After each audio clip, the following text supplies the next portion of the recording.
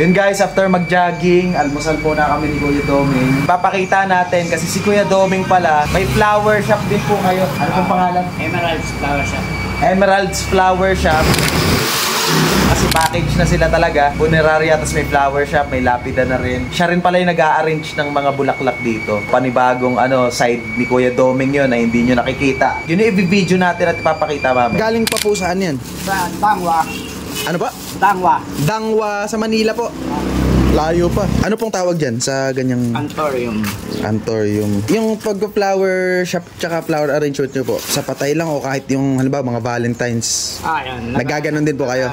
All occasions din po. Hindi lang yung sa service po ninyo.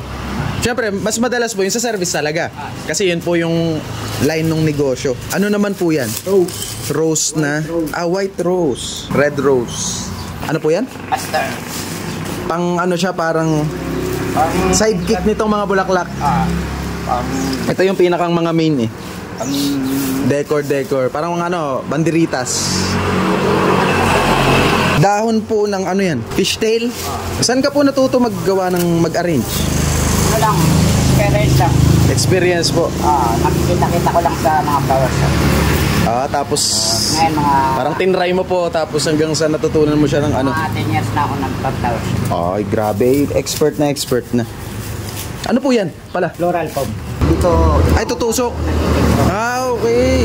Ganto guys, proseso ng paggagawa. Ayan, after ilagay yung fishtail, ito naman, flower anthurium naman. Tapos, yan naman po, aster. Ayan, ito na po yung finished flower arrangement ala Kuya Domingo. Yan.